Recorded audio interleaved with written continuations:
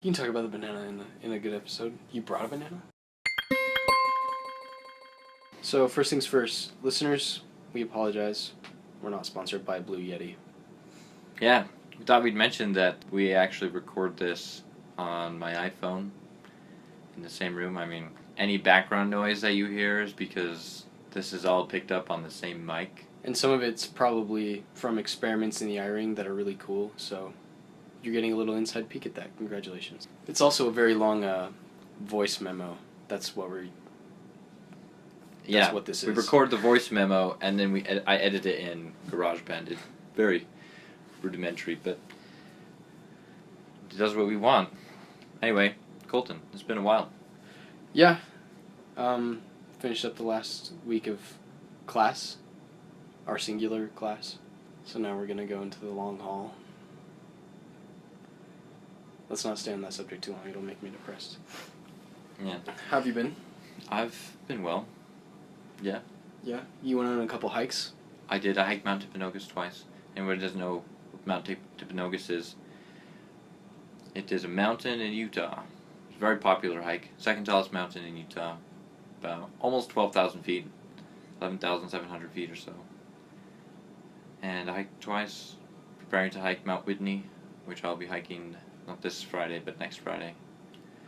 So, Mount Timpanogos is 5,000 foot elevation gain. Depending on the trail you take, it'll be from anywhere from 14 to 16 mile hike round trip.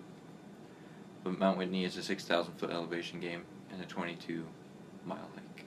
Oh, it's not that much of a jump. I thought it would be more of a difference. It doesn't seem like it might be that bad. Though the greatest difference will be that I will hike it during the daytime. Right, so not it'll at be hot. night. And who knows, that last 1,000 feet could be a killer. Yeah. So yeah, that's what I've been doing. Really. Mountaineering? No, not really. I've been preparing. It's actually the first time I ever hiked a mountain in the dark, though. That's fun. And it is way nicer because the sun is not destroying you as you try and go up the mountain. So you don't get as thirsty because you're not sweating as much, so you're not getting as dehydrated. And it's just not as hot because it's nighttime. And so the hiking, you stay warm because you're hiking, but you don't overheat. It's really nice. The second time I went as well, it was a full moon. Ooh. So quite a few times I just didn't even use a light. I just walked by moonlight. It was actually pretty epic. That's way cool. It's amazing how much of a difference it can make.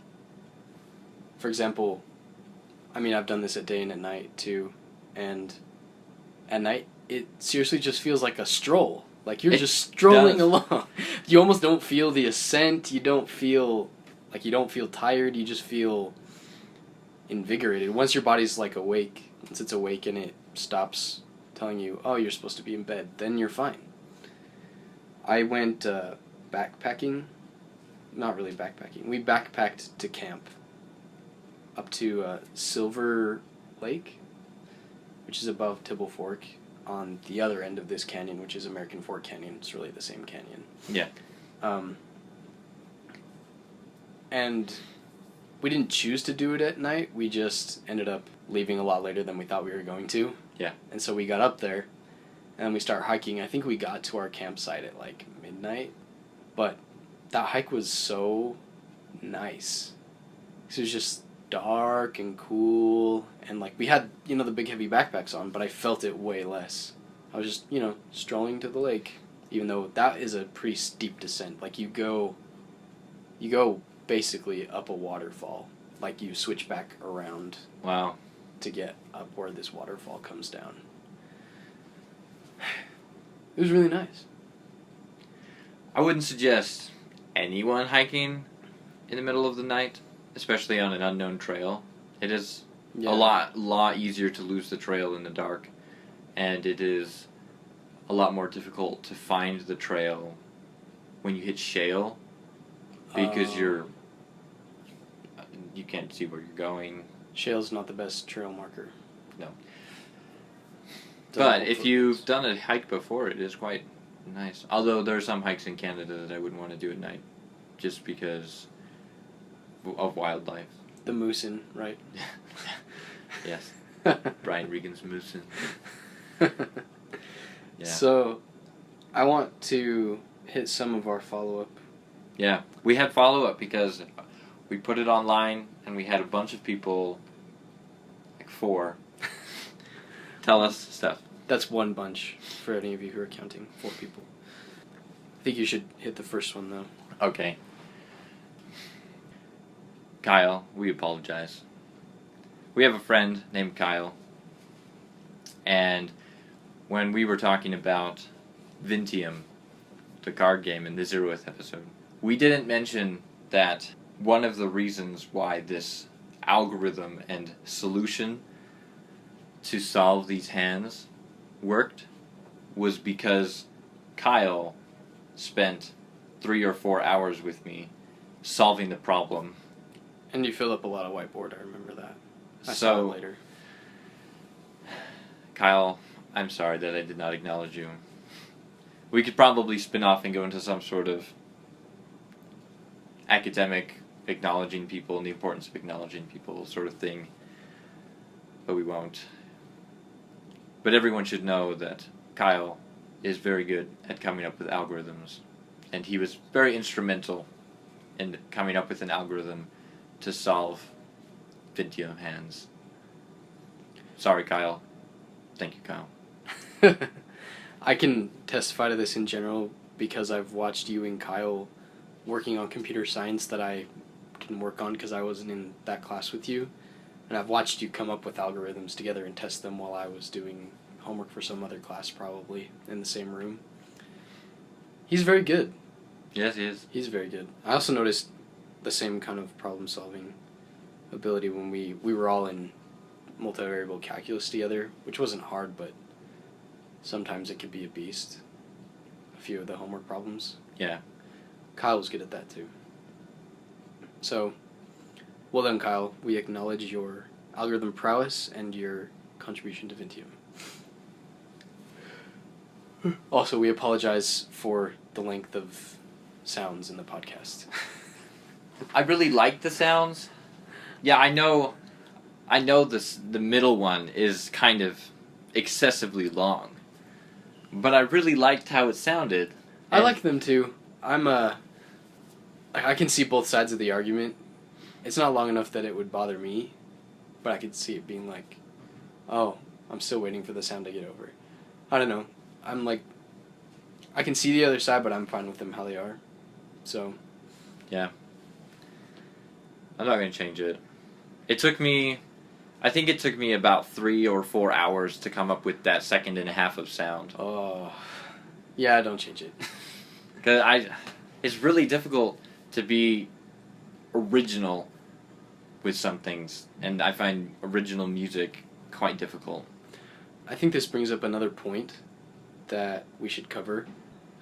I'm not sure what the best way to put this is. So someone commented that if our conversations were maybe tighter and a little bit more planned out and talked about misconceptions and interesting facts about the subjects that we hit, and he mentioned Vsauce as an example, which is a great example of good YouTube entertainment. I agree. Vsauce, there's a reason why Vsauce has 7 million subscribers. Right. And so I'm not saying that's not good, I'm just saying we don't have the time to do the research and the planning necessary to make something like Vsauce happen. That's why it's supposed to be much more of a very rudimentary starter up, 2 dudes talking just because they want to see how fun it is. Yeah. I mean, we do this because we talk anyway. It's true. But we find ourselves more often saying, oh, we should save this one for the podcast. But we still have conversations all the time. And I feel like the point of, well, from my perspective, the point of this podcast and this talking is because I'm interested to see what it's like. What is it like to record my own voice, to listen to my own voice when I'm editing it, and then to put it on the internet and have some couple people say something about it. I've never done that before. And in this age of the internet, there are thousands, millions of people that do this all the time, and I've never done it. And so I'm just interested in seeing what it's like. There's Garett's interested in all the things quality coming out again, which is a very praiseworthy quality. I don't think that's why I decided to do it with you, though that's a bonus, right, for me, because I'm pretty shy naturally, and so I feel really weird talking when I'm constantly thinking about the people that are going to be listening, and my own idiosyncrasies when I listen really start to bother me. But the main reason I think that I enjoy it is because it's a good, intellectual, invigorating conversation about subjects that interest both of us, and often I get viewpoints from you that I didn't expect, and then I think about them, and I don't know, it's a good mental exercise. Yeah, we could have this conversation anytime. We're at the same place at the same time, or want to break from homework, and have sort of an intellectually invigorating conversation, and not record it, but just out of interest, we thought, hey, let's record it. But it's interesting how the fact that we decided to record it has influenced what we talk about. Like, we thought about, what would be more interesting to people besides us, and we've planned a little bit more, not to the Vsauce degree, but just planned a few topics and maybe done a little bit of preparation.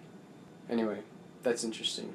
I feel we definitely, as we mentioned before, pull inspiration from Hello Internet, because it was almost just two friends that said, hey, let's try talking and seeing what happens.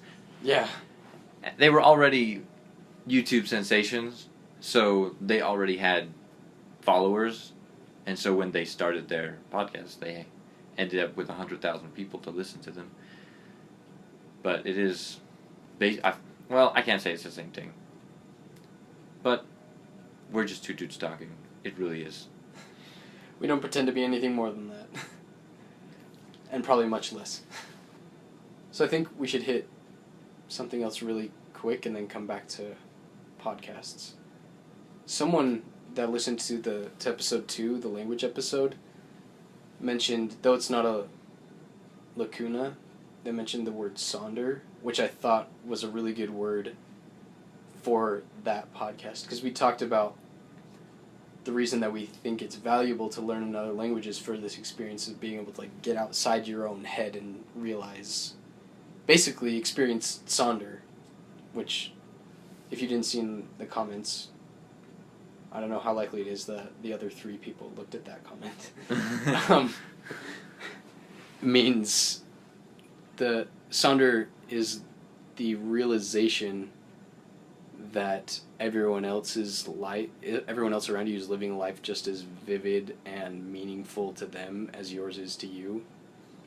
So basically it's the realization that we were talking about, that you're not the only perspective in the world and you're not the most important person in the world, and that there are other viewpoints that are equally as valid, even morally so. So I feel like basically what we were saying is learning another language is good because it helps you to experience sonder. Yeah. Which is a healthy thing for humans. Yeah, I think it is. Okay, so back to podcasts now. There was another comment that talked about, it was the same one that talked about how if we made the podcast tighter like Vsauce, then it would be a lot more interesting. And I agree, that's definitely more interesting. Yeah. But like I said, we don't have the time to do the research or preparation necessary to make that happen. And the reason I at least like really long podcasts is because of how I use them as entertainment.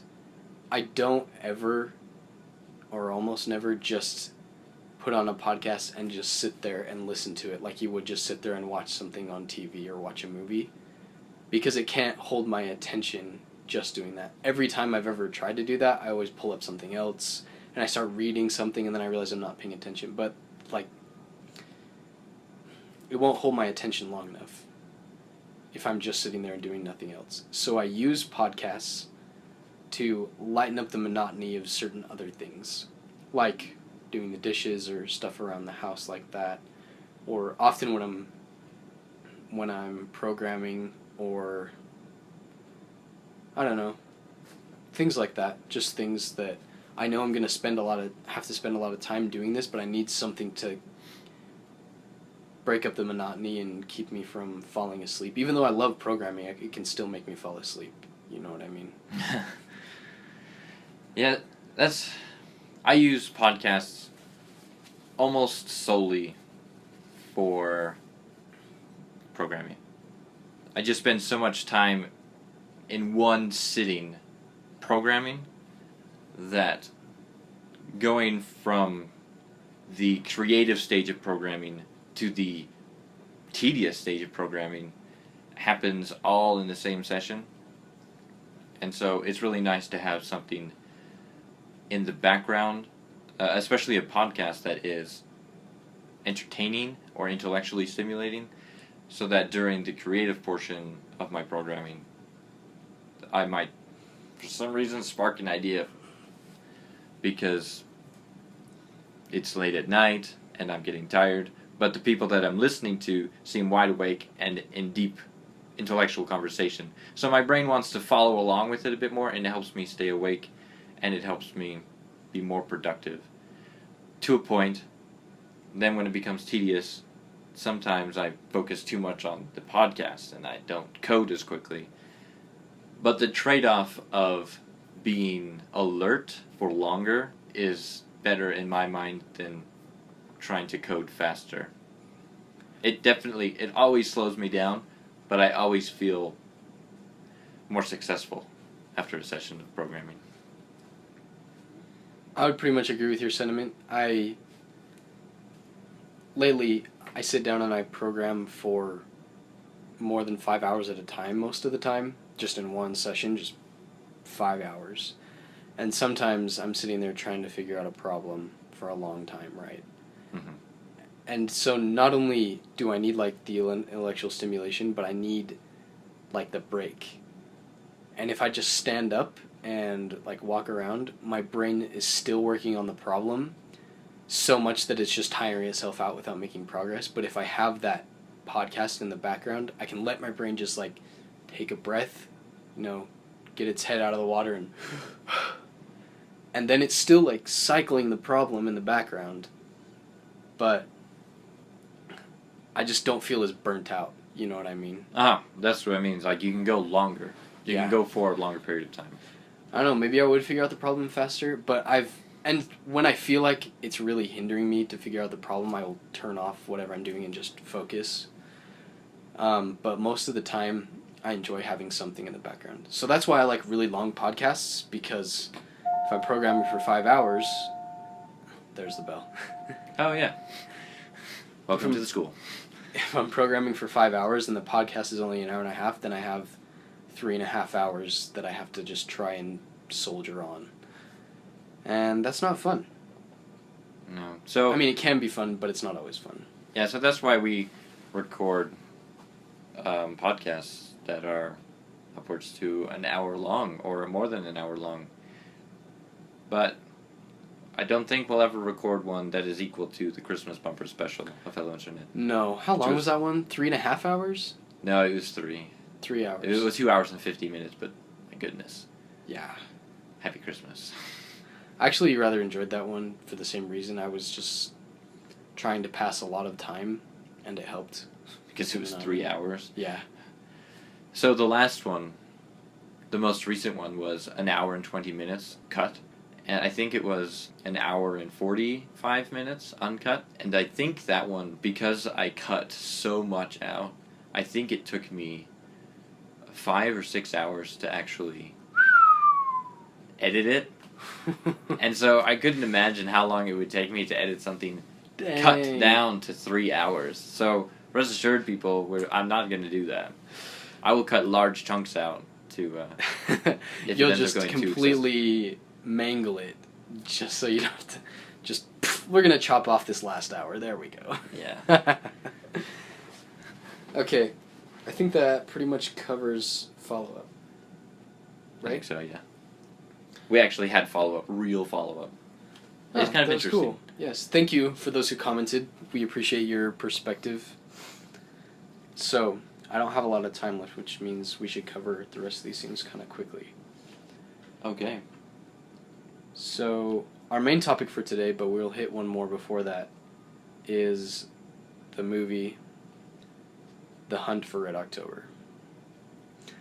So, I'm interested I like talking about movies. One of the podcasts that I listen to, I try to find, they talk about all sorts of media, but I try to find the ones where they talk about movies so I can listen to those while I'm programming. I think it's interesting to hear what people think about them, about the details. So, we'll hit that in a second. But a question just to kind of throw out there, not sure I have an answer, is why is it interesting to watch some reality TV shows? For example, my wife and I don't love, but we enjoy as just kind of a time passer before we go to bed sort of thing, a TV show on the Food Network called Chopped.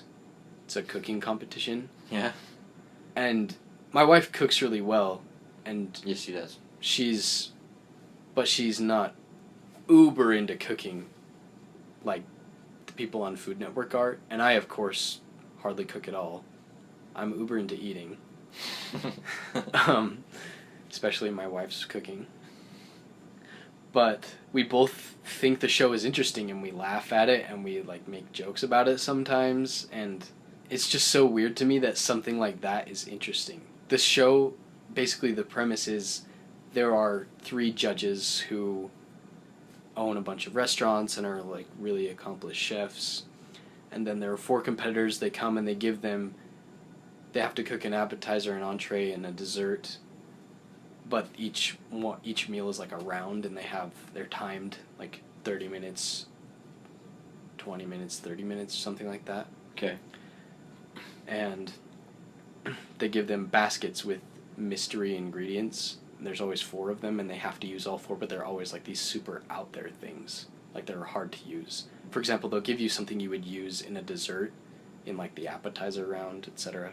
Okay. So it's supposed to be difficult, right? And for some reason, and each round someone is eliminated, so whoever's left is the winner. Ah, I see. 4 people, 3 rounds. One wins. One wins, yeah. And they win $10,000, which yeah. seems kind of ridiculous to me, except for when they use it for good causes, like charities and such. Or tuition. Just kidding. All of them are already out of college. That would be great. Yeah. Anyway, for some reason, this show is so interesting to us, and it's just weird to me that is interesting. I thought about this, why are some of these so interesting to watch, even though none of us have ever had this experience, or if you asked us if we were interested in the subject in general, we wouldn't say yes, we would say, I don't know, maybe.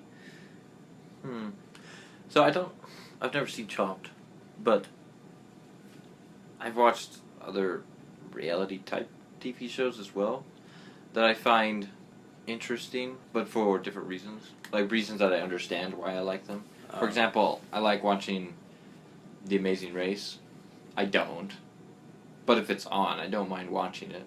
Because The Amazing Race, first of all, it's all over the world. And so you get to see really cool things. Really cool camera shots. That's the reason I like Planet Earth. But The Amazing Race, it's pitting people against each other to do things that are difficult. And I will like watching people accomplish hard things. And so The Amazing Race, you see, sometimes they're physical challenges, sometimes they're intellectual challenges, sometimes they're emotional challenges, or psychological challenges. Ooh. Psychological is in, you have to perform in front of an audience. And for some people that is extremely anxious, whatever. Nervous, unnerving. For some people... Sorry. For some people, it causes them makes a lot them of nervous. Stress. Yes. Yeah. I concur with these people. I don't like that a whole lot. But there are other, not reality TV shows, but actual real-life things that are boring. For example, watching golf is really boring. Oh, yeah. And golf is not a reality TV show, but there are people, and there's a winner and there are losers. But it's actually happening. It's not some game that's been set up For to a determine TV winner. show. Yeah. Hmm. But golf was sport. Maybe that's a little different, but I agree that golf is boring to watch. actually, one that I do find is kind of interesting is there was this one I don't know what it's called. There was this guy, and he was a skilled carpenter, and he did decks. Like, he would go to people's houses. Oh, you mean like the thing that you stand on outside of your house? Yes. Okay.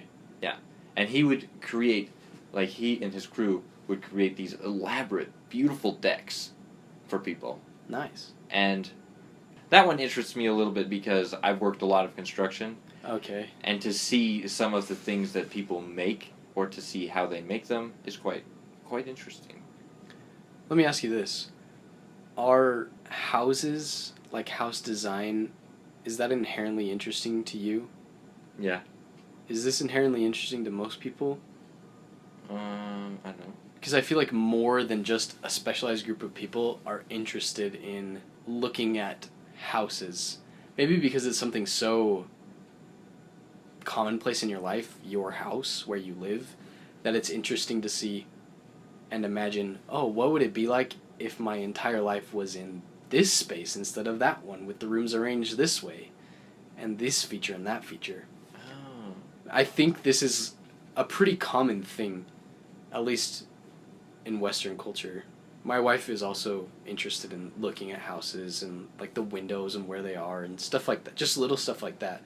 Neither of us are, I don't know what you would call it, expert, connoisseur. No, these aren't the right word. You know what I mean. We're not obsessed about it. Yeah. But it's interesting. So shows like that or like Extreme Home Makeover, I would watch that if it was on. I wonder. Maybe it's this sort of thing of you take a person who lives their life, and to almost every person, life is mundane sometimes, or frequently mundane. Right. And you give them this opportunity to live in, or to imagine this hypothetical situation, and to see a hypothetical situation. And perhaps if they were there, maybe they were doing this, or maybe they were experiencing this thing, then that's what interests them or excites them. Yeah, that might be it. Just It to sort put of takes them yourself out in of it. reality to put them in someone else's reality for an hour. So the point of reality TV is to get out of your reality. Maybe. That makes sense. I mean, that's kind of what entertainment is in general. There's the other bell. There's the other bell.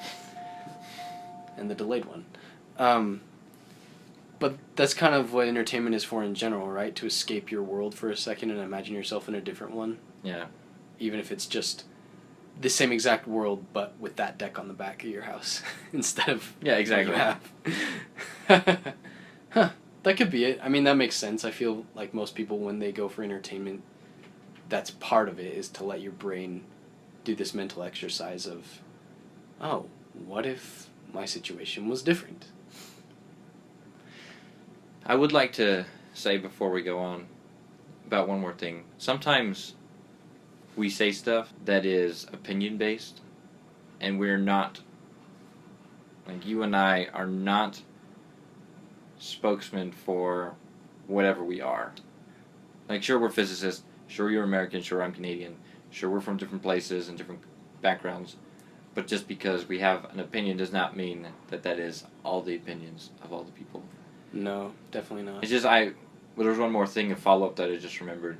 They said to me that they think it's very important to have AC in Canada, for example, when I was talking about the bovine. Oh, okay. And, like, the grilling of meat in the summer and such. But that clearly was not a Canadian thing, because you mentioned other Canadians and how they also enjoy this. That was just a you thing. But on top of it, this is also my first time expressing my opinion and then putting it on the internet. And I know you can't take things back from the internet. They don't let you. The world of the internet is like, you say it and that's a then it's one-way done. door. Yes, exactly. So, I just wanted to say that sometimes if I say something, it was because I was trying to make a point, not because I wholeheartedly agree with what I said. Right, you're just thinking out loud. Yeah. And you're trying to explain why you think this because of the experiences you've had. The fact that you're Canadian is something that influences a lot how you think, but it doesn't mean that all Canadians think like you do. Yeah. Agreed. Anyway. It's a good point to make.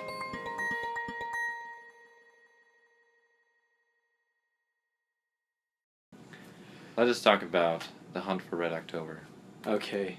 I am quite interested to hear what you have to say. I was going to say that. I'll go first this time, though, because you went first last time we talked about something like this. Okay.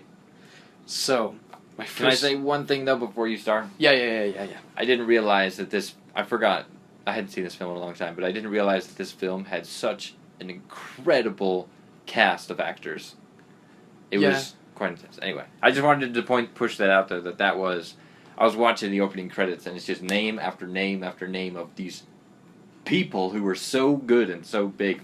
So I'm not very good at remembering actors' names, but I noticed the guy, don't know his name, who plays Alan Grant in Jurassic Park. Yeah, he was the main character. Obviously Sean Connery. I assume the guy that plays Jack Ryan is a good actor, but I don't really know him. Yeah, I've seen him in other things. Alex Baldwin, I think. Oh, that's his name. James Earl Jones. Yeah, James Earl Jones. Darth Vader. Unmistakable. Yeah, that voice. Yep. On top of... Yeah, Mufasa as well. On top of it, there was... I noticed... I don't know his name, but the same actor that plays the scientist, the crazy scientist with the Tesseract in Thor and in the Avengers, the Ukrainian guy. Okay. He was also in there. He was the other Russian sub-captain. Oh, that's why I recognized him. He was much younger. Yes, he was much younger, because it was 1990. Right. Anyway, tell me what you thought of it. So, my notes are hilarious, because I'm a student. I've never taken notes on a movie, except for if I had to remember the content of the movie. So my notes totally keep going back to this. I'm just making points to remember what happened, but that's not why I took notes. So... Anyway, I'm just having a hard time taking myself seriously. But I'm interested. What are some of the notes you said? Spoilers, in case anyone hasn't seen The Hunt for Red October. I think Kolten's about to spoil the entire plot. Spoiler. No, I won't spoil the entire plot. No, it's fine. It's only a feature film. They could pause and go watch it and then come back and listen. Some of my notes are just... I'm so nitpicky, I realized, with the movies. Like this one. Ooh, his own agenda. When the captain of the Red October takes the orders, he kills the political officer, takes his key, takes his orders and burns them and announces that he's going to do something else, right? Yeah. The crew doesn't know that it's not their orders, but he does.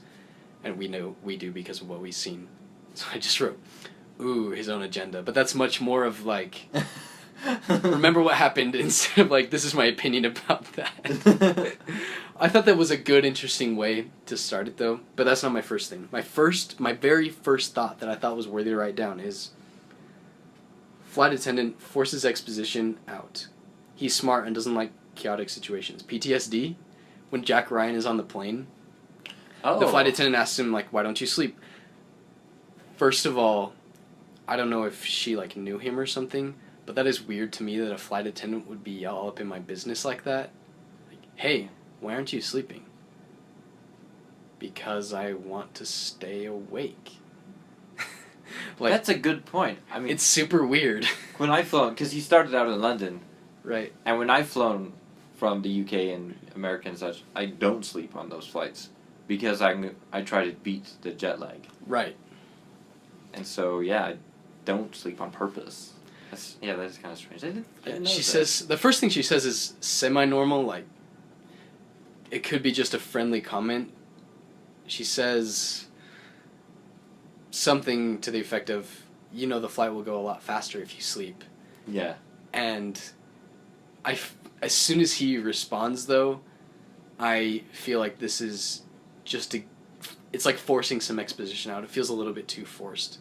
Because then Jack Ryan responds with, I can't sleep because of the turbulence, and for some reason, this flight attendant doesn't know what turbulence means. That was so funny. Or he doesn't know that she knows something like that, but... Because he describes it. And I feel like this is just there to force us to see that Jack Ryan's smart, and he knows the reason why turbulence happens to a scientific level.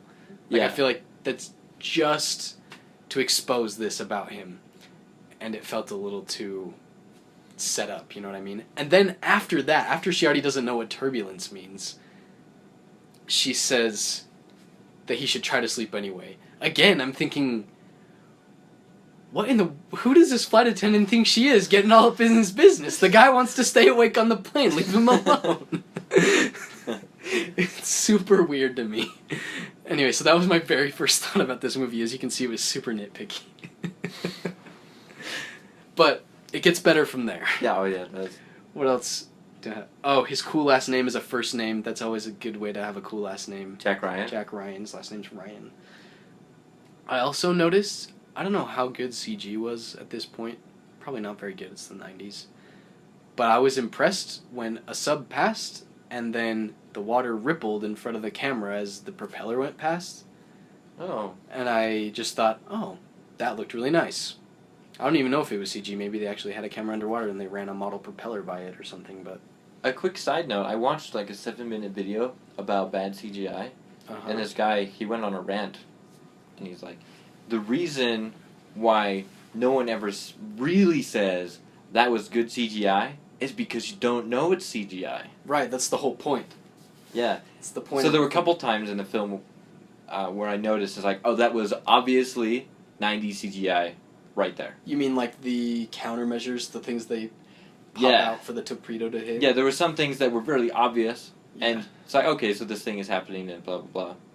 And you can tell that it's different, the texture's different, the way it moves is slightly different. And you for can tell some reason, the countermeasure things like glowed.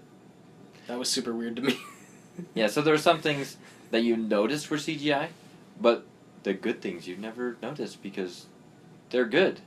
They just fit right in. Anyway, so kudos, 90s CGI on the water effect if that was CGI. If not, kudos on actually doing it right. Well done. My notes stop probably about 30 minutes in, but I still have a lot of thoughts. Okay, I'm going to put in then if like 30 minutes into the film, because I think that transition that they did between subtitled Russian and them speaking English was beautiful. I like that too. For a second, I was going to be really impressed just because I'm interested in languages. I was going to say, wow, are they going to have these actors go through this whole movie? And I know they don't actually speak Russian, but they're going to have them go through this whole movie speaking probably decent Russian, at least convincing to me that, I don't speak Russian. Mm-hmm. I'm going to be really impressed, but that's got to be really hard for the actors. They're probably not going to pull it off very well. But then they transition and I thought, this is good. It was sort of a transition because they were zooming in. The camera was zooming in on the political guy, the political Russian, as he was reading from the Bible in Russian, and then they sort of go right up to his lips in a pause moment, and then it backs out, and he's speaking English. Right. That was very smooth. Good kudos to that actor, because it would be really hard for me not to, switch the languages and then, look at the camera like, oh, did you see that? That was cool that I did that. But he totally... But he's an actor, so... Yeah. But anyway... That was good. I agreed that was a great little element. Also, Sean Connery's a decently convincing Russian. Probably not to Russian speakers, but at least to me. Pretty darn good. Yeah. Yeah. I like him in general. He's just a good actor. It's true. If it weren't Sean Connery, I would say it's weird that his English accent, when they switch to English, is Scottish. He's Scottish, yeah. And the rest of theirs is American. So that was a little weird for me. I found myself thinking, so I know we're supposed to think they're speaking Russian, but is he I guess he is from another country. They say that he's from Lithuania. Anyway, I'm totally overthinking this. That's the reason for the name of this podcast. Oh, there was one other person in there I forgot to mention. Tim Curry was in it. Do you know who Tim Curry is? No. Sorry to disappoint. That's okay. But Tim Curry was in it. I forgot that Tim Curry was in it. Who's Tim Curry in the movie? The doctor. Yes, I recognized him. You recognize his face? Yeah. Yeah. I recognize him as a character I hate in every movie I see him in. He's in Home Alone 2. Yeah. But you don't hate him in Home Alone 2 because he's funny. He's the concierge guy. I still don't like him. Anyway. I remember seeing him in that movie and I just thought... He usually plays evil characters. I think he also plays is this in Home Alone 2 where he's kind of he's not, like, brave? He's just kind of a wimp? I think so. That's what bothers me about him, I think. He plays that character well, but I don't like that character. So, he's good at making you not like him. Kudos, Tim Curry. Also, I thought this was subtle, but good, when Sean Connery is explaining to the political officer why he says something about people that built the atomic bomb and they were labeled as communists. Yes. And I thought to myself, but wait, he's a communist. Why is he saying this as if it's negative? That's a group. It's negative, and if it's a group that he is not a part of. That was really good, subtle foreshadowing, I thought. Oh. I thought it was very interesting that they also attributed that thing correctly, saying, I believe he was, no, don't remember where he is, but the guy who came up with the idea of the atomic bomb, like the whole, you have a uranium atom, when it splits, it releases a lot of energy and 2 neutrons. And so if you had a chain reaction where it split and released neutrons and those hit uranium atoms, which caused them to become unstable and split and so on, then you just release this entire energy. That guy who came up with that idea was the same one that said that I am the destroyer of worlds. And that comes from a quote from an old Hindu thing. And they fit that together really well. They gave the right name of the guy who came up with the idea and the right... I was impressed. Yeah. It was really good. I feel like the beginning of the movie is really strong. It's really thought out and good, except for that flight attendant scene. That's weird. I would say in the beginning as well that the Soviet national anthem was kind of epic. Yes, I thought that was really cool. And I just love Jonesy at the sonar station. Oh, yeah. I was rooting for him, like, the whole movie, you know? That was good. Okay, so the reason my notes stopped 30 minutes in is I realized that I had, like, put my phone down and I'm sitting, like, with my head towards the TV. I was on my bed, head towards the TV, feet away from the TV because I was interested, right? And I realized that I was doing this and I thought, oh, well, they got me. And so I wrote this down. You got me, guys. But then, right at the very end, there were a few things that just started to... didn't ruin it for me completely, but they started to, like, bother again. For example, that part where Jack Ryan is crawling, he's looking for the saboteur, and he does a Sean Connery impression, kind of like grumbling to himself, like, be careful what you shoot at in here, not everything responds well to bullets. Yeah. I didn't think that was funny. I thought it was, like, out of place. I don't know. Did you think it was funny? I thought it was funny because Sean Connery told him, be careful what you shoot at. Not many things in here respond well to bullets. And then he goes to find the cook who's sabotaging the sub. And the cook is just open, like, just shooting bullets everywhere. That's why I thought that's why he commented. He's like, well, I have to be careful what I'm shooting at. It's like, he is just shooting everything. I thought that comment was funny, but if I remember right, the Sean Connery impression was before that. And right when he said it, I just thought, why? Why is that in there? I don't know. Maybe that was just me. I also thought it was odd that Jack Ryan had to be at the navigation controls when the captain of the Red October is right there next to him. He could just as easily sit in the chair and turn the knob himself. He's the captain, right? Yeah.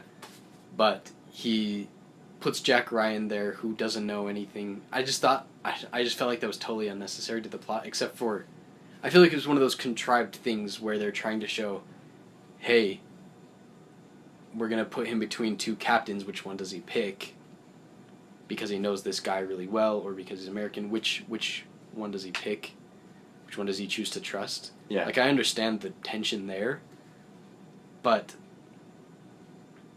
it's just not logical for me, for the captain to have said, okay, you know nothing about navigation, sit in the chair. Anyway, I'll tell you what to do.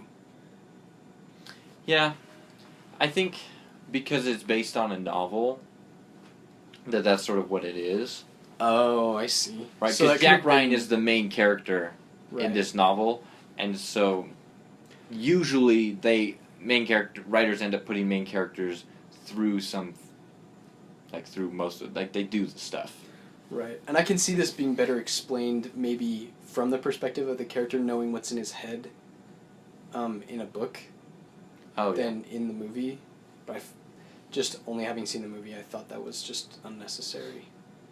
I did reflect, though, upon the transition from Russian to English in the book. How did that do that? Was it something that they put in the film, or was it like just to make it more convincing that they were speaking, that they were Russians? But I don't know. I don't know what Tom Clancy did in his book. Me neither. That would be interesting to see. The other thing that I was interested in was the audio that you get with the movie that you don't get with the book. What I mean to say is when like the radar beeping. The radar beeping and like Yeah. the pings, and when he comes to the captain, what was his name? Jonesy? Yeah. When Jonesy comes to the captain and he's like, "Look, see, the computer says this is magma flow. But let's run it 10 times faster." And then you hear it's like Yeah, it sounds mechanical. That is impressive as an audio clip in the film. But how do you do that in the book? You just say, 10 times faster, it sounded mechanical. I don't know, you'd have to be a good writer to pull that off. You would. And I feel like you could pull it off well as a writer because you can let your reader's imagination do a lot with just a few emotive words. But still, that was a really nice touch in the movie. Anyway, so I have more thoughts but no more notes, so I'm interested to hear what you thought. Okay, I have a couple more notes. One, a couple sort of interesting thing is the helicopter to sub trade-off, the handoff stunt. Oh, yeah. That was kind of interesting, just because it was... Intense. Yeah, intense. It's difficult. Yeah, that was a good part of the movie. It had my attention. And I thought it was interesting. It helped establish character, the way the characters reacted to this, like the way the captain reacted when Jack Ryan gets onto the sub, and he's just like, he's caused the captain's men all this grief, and one of his men is hurt, but the captain's still like calm and collected, and you can tell he's irritated with this guy, and he's thinking, what in the world is this guy thinking? And he's probably waiting for him to just like, okay, what's the important news? Why in the world did you put us through all this? Tell me. It must be really important. You must need to tell me right at this second. But instead, Jack Ryan, greets him. Yeah. Hello, Captain. Yeah. And just the way the captain reacts, I don't know. I thought it was really consistent with the character. Yeah. It was good. That little exchange. So that, in line with the character of the captain, I think that the interaction between Jack Ryan and the captain on the bridge, when they just got the orders to sink the sub, and Jack Ryan is there saying, "Please don't sink the sub because he's trying to defect, and we need to figure this out because we could get a nuclear submarine." Right. For free. A really $7 billion, like $1 billion submarine. And a really good one, too, with technology that we haven't figured out yet. Yeah. And there's this exchange between them on the bridge where Jack Ryan is just pleading, and he says, he's going to turn this way because I know him. And then later the captain's like, "How did you know he was going to do that?" It's like, "I didn't. I just needed a break." Yeah. I liked that part, too. Like the fate... It was a novel, but you had the two superpowers, like the Americans and the Soviets, once again on the brink of war, because both navies were headed towards each other, and there was a rogue sub, and everything could have just let loose. Right. If somebody did something wrong. And the whole thing was stopped by essentially 3 people: Jack Ryan, Jonesy, and Sean Connery. Right. Like, those 3 people basically stopped a war. But it all hinged on that 50-50 guess on whether he was going to turn left or right. Yeah. I thought that was kind of interesting. I thought it was interesting. And the captain's reaction after finding out about that, what does he say? Something just like, it's okay. Yeah. It's like, we're glad it worked out. Yeah. I also found that the first interactions with the Russians was quite interesting, where they use their little sub and they dock onto the Red October. They go inside, the Russian opens the hatch and he signals them to come down and come in, and they all stand there. They're all lined up in the bridge. You have you have more than half a dozen Russian officers, and then you have less than about half a dozen Americans, and they're all just standing there in silence. Like, what's going on? They see they both have weapons, like this could go bad. Are they actually defecting, or are they just luring us in to kill us? You know, all these like crazy thoughts. The tension was so thick. I thought that too. Like, did they just lure them in to kill them, or what? It's a crazy suicide mission. And then Jack Ryan, who not 10 minutes before said he doesn't smoke, motions to the engineer for a smoke. And then it just he did, like, I could tell he did it because he knew it would ease the tension. Yep, incredibly. Even though he doesn't smoke. And so he took the cigarette and he lit it and then he inhaled and then he was trying to hold it and all the Russians are like, he's turning green, he can't take it. Yeah, and then it just like breaks the tension and they respond with, and then Jack Ryan responds in Russian and then they switch to English. Yeah, it was well written. That part was really well done. Yeah. On that. I wonder how much of that was the screenwriters and how much of that was Tom Clancy. Yeah, I don't know. Huh. Anyway, really good. On the same, it's happening at a similar time though. I love how, firstly, how brilliantly the officers get the crew off the sub. Yes. With the radiation leak. Yes, I thought that was just brilliant. And it was so, because, sorry, gotta calm down. Jack Ryan says he's already thought of a way to get them off the sub. But even though I knew that, and I was looking for that, I still didn't recognize that as the way that he's getting the crew off the sub until later. And then I realized as they went down, oh, that was his plan. Wow. I didn't know it was his plan until after he'd done it. That was brilliant. I mean, at the beginning of the film, it established that the doctor, played by Tim Curry, was Russian. Like, he was very pro-Russian. He wasn't defecting. Right. Since he was saying, to Sean Connery, it's not good for any one man to have both keys for the nuclear missiles. Right. And so there was sort of this thing going on, and the cook, who you find out is the saboteur, whole time... He's the only one who knows about the real plan because he witnesses him taking the key. Yeah. So you have this sort of tension going on. I think the radiation leak was more convincing because there was the sabotage. Yeah. But I love how they all get off the sub, and then the captain convinces the crew that in order to save their lives, he needs to take the sub with the other officers and go down and fight them. Yeah. And so he leaves them, and then they get rescued by the Americans. And the entire time this thing is going on under the water, they're saying, the captain is brave, the captain scared that submarine right out of the water. Yeah. Which, by the way, was so epic. To see a submarine launch out of the water. Yeah. It's like, whoa! So fast that it just... Anyway, it's just really funny to see the Russians so impressed and so excited with their captain. And then at the end, when the other Russian submarine explodes, they all mourn for the loss of their captain. Little did they know it was a different sub and all this stuff. But they were completely sold that there was a radiation leak and that the captain died honorably. Yeah. And that the submarine was destroyed. And so all the stories that go back to Moscow would be heroic and all the best, while the Americans would have this Russian nuclear submarine.